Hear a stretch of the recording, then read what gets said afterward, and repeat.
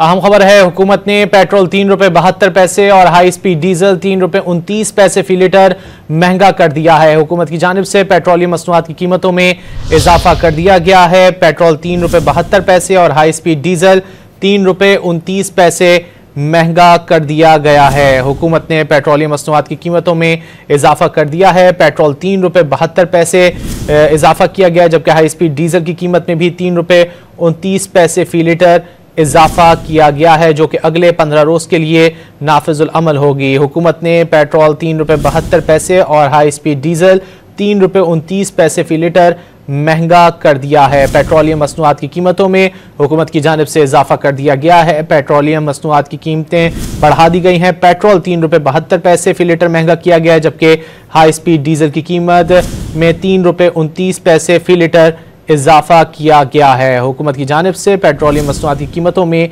इजाफा किया गया है।